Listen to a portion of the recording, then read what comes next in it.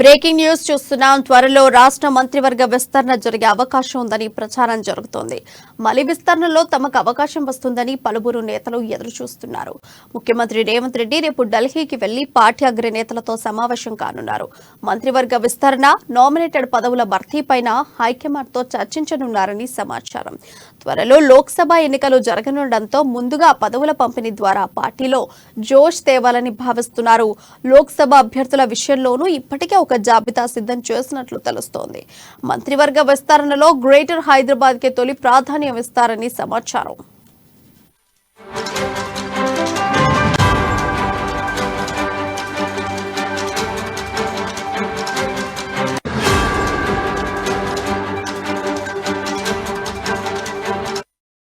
హైదరాబాద్ నగరంలోని నియోజకవర్గాల నుంచి కాంగ్రెస్ అభ్యర్థులు ఎవరూ ఎన్నికల్లో గెలవలేదు.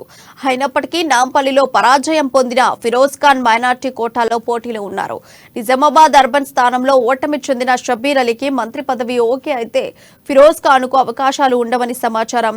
మల్కాజ్గిరి నుండి ఓడిపోయిన మైనంపల్లి హనుమంతరావు మంత్రి పదవి ఆశిస్తున్నారు. అయితే ఆయనను మల్కాజ్గిరి లోక్సభ స్థానం నుంచి బరిలోకి దింపాలనే ఆలోచన ఉన్నట్లు పార్టీలో ప్రచారం సాగుతోంది.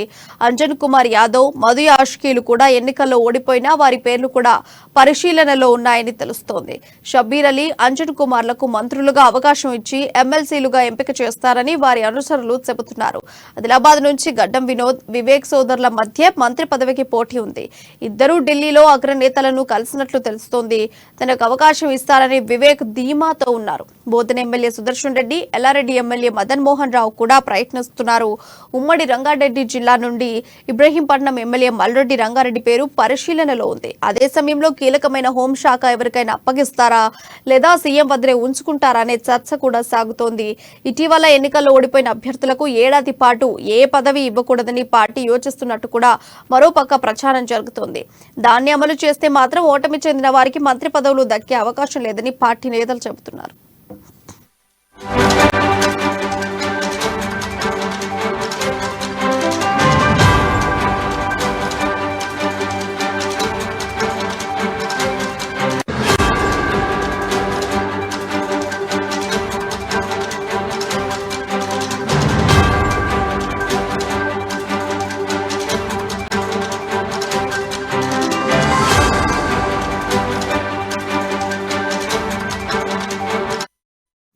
బ్రేకింగ్ న్యూస్ చూస్తున్నాం. త్వరలో రాష్ట్ర మంత్రివర్గ విస్తరణ జరిగే అవకాశం ఉందని ప్రచారం జరుగుతోంది.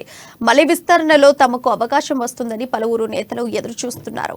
ముఖ్యమంత్రి రేవంత్ రెడ్డి రేపు ఢిల్లీకి వెళ్లి పార్టీ అగ్రనేతలతో సమావేశం కానున్నారు. మంత్రివర్గ విస్తరణ, నామినేటెడ్ పదవుల భర్తీపైన హైకమాండ్తో చర్చించనున్నారని సమాచారం. త్వరలో లోక్సభ ఎన్నికలు జరగనుండటంతో ముందుగా పదవుల పంపిణీ ద్వారా పార్టీలో జోష్ తేవాలని భావిస్తున్నారు. లోక్సభ అభ్యర్థుల విషయంలోనూ ఇప్పటికే ఒక జాబితా సిద్ధం చేసినట్లు తెలుస్తోంది.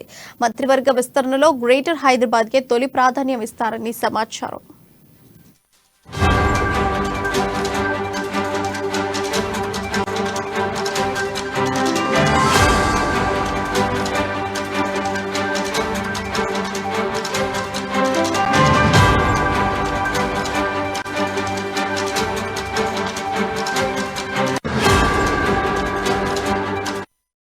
హైదరాబాద్ నగరంలోని నియోజకవర్గాల నుంచి కాంగ్రెస్ అభ్యర్థులు ఎవరూ ఎన్నికల్లో గెలవలేదు.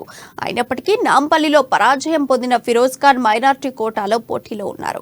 నిజామాబాద్ అర్బన్ స్థానంలో ఓటమి చెందిన షబ్బీర్ అలీకి మంత్రి పదవి ఓకే అయితే ఫిరోజ్ ఖాన్ కు అవకాశాలు ఉండవని సమాచారం. మల్కాజ్గిరి నుండి ఓడిపోయిన మైనంపల్లి హనుమంతరావు మంత్రి పదవి ఆశిస్తున్నారు. అయితే ఆయనను మల్కాజ్గిరి లోక్సభ స్థానం నుంచి బరిలోకి దింపాలనే ఆలోచన ఉన్నట్లు పార్టీలో ప్రచారం సాగుతోంది. అంజన్ కుమార్ యాదవ్, మధు యాష్కీలు కూడా ఎన్నికల్లో ఓడిపోయినా వారి పేర్లు కూడా పరిశీలనలో ఉన్నాయని తెలుస్తోంది. షబ్బీర్ అలీ, అంజన్ కుమార్లకు మంత్రులుగా అవకాశం ఇచ్చి ఎమ్మెల్సీలుగా ఎంపిక చేస్తారని వారి అనుచరులు చెబుతున్నారు. ఆదిలాబాద్ నుండి గడ్డం వినోద్, వివేక్ సోదరుల మధ్య మంత్రి పదవికి పోటీ ఉంది. ఇక ఇద్దరు ఢిల్లీలో అగ్రనేతలను కలిసినట్లు తెలుస్తోంది. తనకు అవకాశం ఇస్తారని వివేక్ ధీమాతో ఉన్నారు. బోధన ఎమ్మెల్యే సుదర్శన్ రెడ్డి, ఎల్లారెడ్డి ఎమ్మెల్యే మదన్ మోహన్ రావు కూడా ప్రయత్నిస్తున్నారు.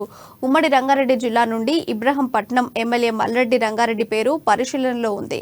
అదే సమయంలో కీలకమైన హోంశాఖ ఎవరికైనా అప్పగిస్తారా లేదా సీఎం వద్దనే ఉంచుకుంటారా అనే చర్చ కూడా సాగుతోంది. ఇటీవల ఎన్నికల్లో ఓడిపోయిన అభ్యర్థులకు ఏడాది పాటుగా ఏ పదవి ఇవ్వకూడదని పార్టీ యోచిస్తున్నట్టు కూడా మరోపక్క ప్రచారం జరుగుతోంది. దాన్నే అమలు చేస్తే మాత్రం ఓటమి చెందిన వారికి మంత్రి పదవులు దక్కే అవకాశం లేదని పార్టీ నేతలు చెబుతున్నారు.